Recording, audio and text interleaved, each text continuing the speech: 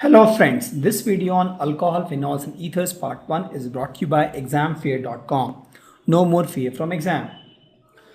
So the objective of this lesson is to name alcohol, phenols and ethers. So we'll be going for the naming convention of alcohol, phenols and ethers based on IUPAC nomenclature and also the common names. We'll discuss the reactions involved in the preparation of again alcohol, phenols and ethers. We'll discuss glycol and glycerol also when we talk about alcohols. We'll talk about the physical properties of again alcohols, phenols and ethers, also with their structure. We'll discuss the chemical reactions involved in alcohol, phenols and ethers. So if you see, basically in this chapter we'll be discussing alcohol, phenols and ethers, and what we'll be discussing about alcohols, phenols and ethers is their IUPAC name, their preparations, their physical properties and their chemical reactions. That will be the general format of the whole chapter. The first question before we even start alcohol, phenols and ethers is, what are alcohol, phenols and ethers? You must have studied this in your past classes, but just to reiterate the definitions of alcohols, phenols and ethers. Alcohol, the moment alcohol comes into mind, the beverage, the alcohol you think of, but in the chemical world, the definition of alcohol is you take any aliphatic hydrocarbon, you replace the hydrogen with OH. So you have this hydrogen, you replace with OH. And what you get is alcohol. For example, you have methane or ethane, let's suppose take ethane. This is my ethane with all hydrogens. Correct. Now, if I remove one hydrogen and replace this hydrogen with OH, what you get is methyl alcohol. Correct. So one hydrogen from this is replaced with OH, you get alcohol. So you take an aliphatic hydrocarbon, you replace H with OH, you get alcohol. So instead of aromatic hydrocarbon, if you take aromatic hydrocarbon and do the same thing, replace hydrogen with OH, what you get is phenol. For example, you have this benzene and it has all H, different H's it has, right? 6H. Now in this, if I replace any of this H with OH, right, this is my phenol. Okay, you take a benzene, you replace H with OH, you get phenol. The next is ether. So in this you can take any hydrocarbon, aliphatic, aromatic, doesn't matter. You take any hydrocarbon, replace H with alkoxy or araloxy group. So what is alkoxy group? That is OR group. What is araloxy group? OAR group. So in that case you get ether. For example, I have, let's suppose, methane. Now this methane, this hydrogen I am replacing with OC2H5, let's suppose. So this is a ether here. So instead of hydrogen, you have OC2H5. Or instead of hydrogen, even if you put O phenol. Right? So this is a araloxy group and this is an alkoxy group. So you replace H with either alkoxy or araloxy group, what you get is ether. And they have a good smell. In fact, characteristic smell, they have a good smell. So these are my alcohols, phenols and ethers. So alcohols, you take aliphatic hydrocarbon, you replace H with OH, you get alcohol. You take aromatic hydrocarbon, replace H with OH, you get phenol. You take any hydrocarbon, replace H with OR or OAR, that is alkoxy or araloxy group, you get ethers. So this is how typically the structure of alcohol, 109 degree, we'll discuss this. This is my phenol, this is how a phenol looks like, and this is a typical structure of ether. Before we move into this chapter in detail, let's study why should we study this chapter. Why should we study alcohol, phenols and ether? What difference alcohol, phenols and ethers is making to our life? The first and the foremost important use of alcohol, phenols and ethers, or most of the hydrocarbon, is as a solvent. So these are used as solvent for many chemical reactions. The wood furniture, if you see the shine, right? The glaze, the shine which you see in the polished wood furniture is because of spirit. And this spirit is nothing but my alcohol, phenols and ether. So here if you see, the sugar is also nothing but these compound. The cotton which we use, right, to wear, that is also nothing but one of the alcohol, phenols and ethers. So it is also used to make papers, the papers which we use to write. The beverage drinks, the moment you think of alcohol, you think of drinks, right? So that is also my alcohols. It is used widely in cosmetics. To prepare cosmetics, alcohols, phenols and ethers are used. It is used as a preservative for fruits. For fruits, we use this for preservative, because what happens is the fruits generally are when you cultivate the fruits some distance location in some village, right? So there is a huge time gap when the fruits are plucked and when the fruits are consumed. It has to be preserved, so it is used for preservative. Medicines, it is used a lot, and especially for cough syrup it is used. It is also used to make bomb. It is also used to make bombs. If you see, it is used to make bombs and explosives.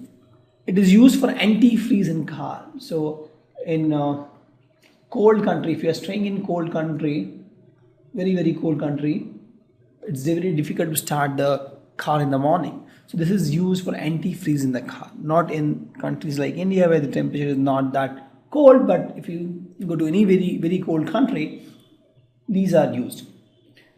If you see the clove and the eucalyptus oil, which they have a good smell, and that is nothing but because of ether.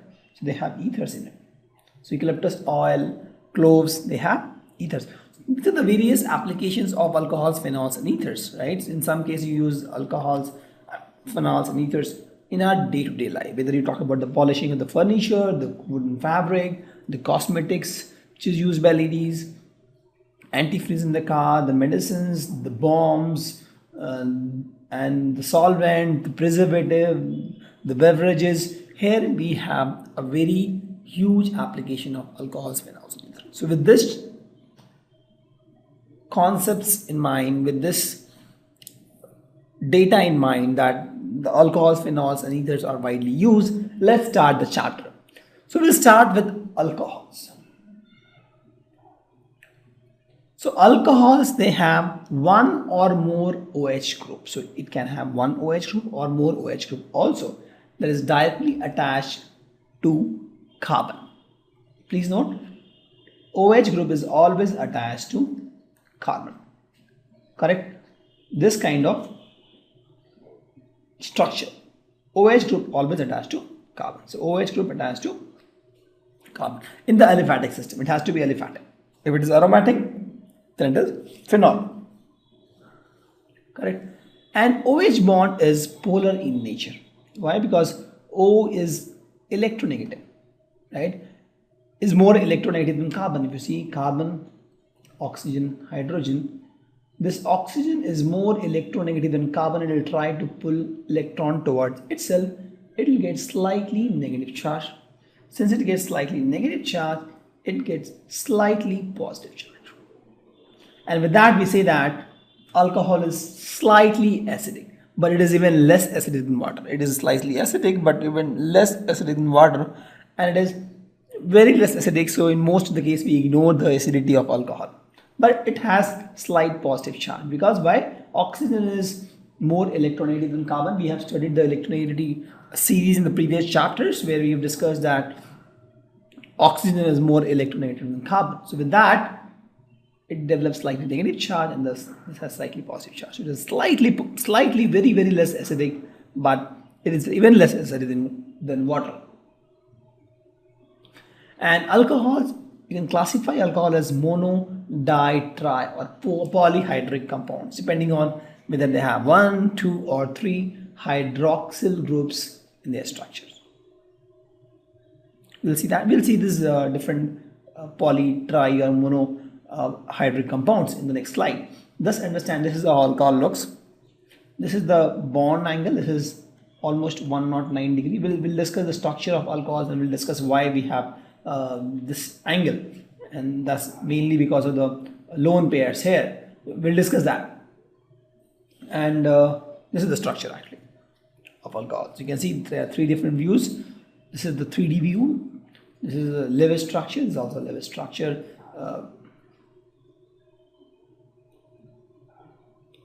So as I told, we'll discuss mono, di, tri and polyhydric alcohols. So here it has one OH group if you see, so it is a mono. This has two OH group, it is a di. It has three OH group, it's a tri. Correct? Easy only. Just find the number of OH group. It is 1, it is mono. 2, it is di. It is 3, it is tri.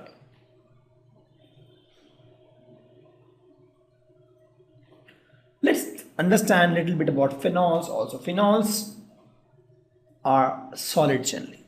Alcohols, if you see, was liquid. Phenols are generally solid. So phenols, they have OH group attached to aromatic system.